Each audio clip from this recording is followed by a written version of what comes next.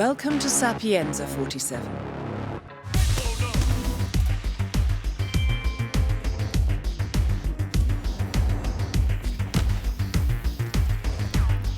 The second episode of Hitman opens with Agent 47 lounging on a bench in the idyllic vacation destination, Sapienza. With a newspaper in hand and a crisp Italian shirt on his back, you could be forgiven for mistaking Agent 47 as a proxy of Daniel Craig's James Bond, if it wasn't for his shaved and barcoded head.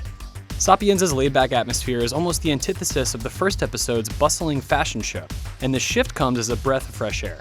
There's a great variety of events to behold and more ground to cover, and you're afforded more opportunities to explore, unfettered by potential threats on the streets.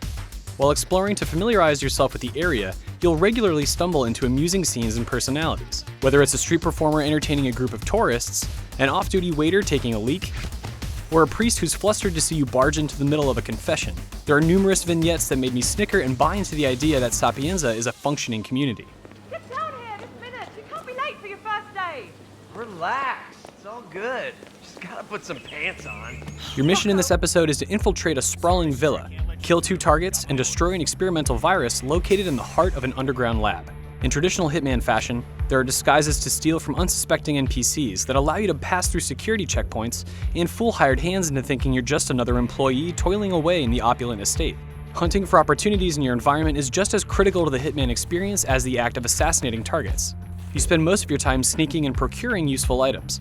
And while you need to be ever vigilant to avoid detection from suspicious NPCs, Hitman's unreliable AI can be easily fooled once you learn how to manipulate the way the game handles line of sight. It's reasonable to expect that rounding a corner and making a sharp turn in an unexpected direction would throw off a hapless guard. But it's a little silly that you can avoid detection by crouching and walking circles around objects, despite that Agent 47's head is poking out in plain view. Anyone who played the first episode will feel right at home here, and potentially more at ease. Where the mansion in Paris was brimming with people and stuffed with hallways and tiny rooms, Sapienza's has more open space. And this looser layout potentially presents fewer hiding places, with no crowds to confuse guards and fewer windows to jump into and out of. But this also makes the moment-to-moment action feel more manageable. The underground laboratory is a totally different beast compared to the mansion. It's small and jam-packed with professional security and doctors in a space that's only big enough for a few medical trailers and wooden crates. It's a scene that's tough to navigate and even harder to crack, but its concentrated nature makes victory all the more rewarding. With a swap of an outfit, an errant keycard, and a handy hazmat suit, you can make it into the virus's containment facility, but it requires extreme patience. Any amount of aggressive behavior in the lab is met with extreme force. Though you can still rely on Hitman's forgiving radar meets map, which automatically tracks movements of targets and NPCs, you can use infiltration and reconnaissance across the entirety of Sapienza to locate your targets. NPCs often engage in conversations that reveal the habits or locations of specific characters, but you can also pursue mini objectives that lead you right into the lion's den, such as playing the part of a target's golf instructor.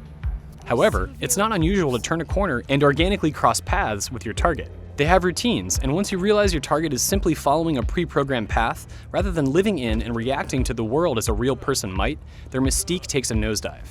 This episode's multi-stage escalation missions come in 5 parts, stacking new objectives with each round. The added challenges, such as not pacifying NPCs, makes completing escalation missions more difficult with each round, but not necessarily more enjoyable, as you already know how to complete the unchanging objectives that persist. It's possible to clear the first few stages of an escalation mission in a couple of minutes using the knowledge you glean from the episode's main mission, and it doesn't take long to grow tired of walking the same paths and resorting to the same tactics. You can look for new solutions, but it's up to you to drum up the interest in doing so, as the game doesn't go out of its way to mix up the variables in the world to guide you in new directions. Despite having a few distinct locations to explore within Sapienza, your main mission won't last long, but the variety is appreciated, with the lab feeling different from the mansion feeling different than the streets. In that regard, this episode feels far more well-rounded than the first.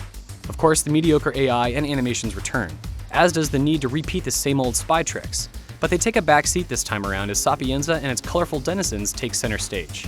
Episode 2 doesn't fill your plate, but it's a satisfying experience nonetheless.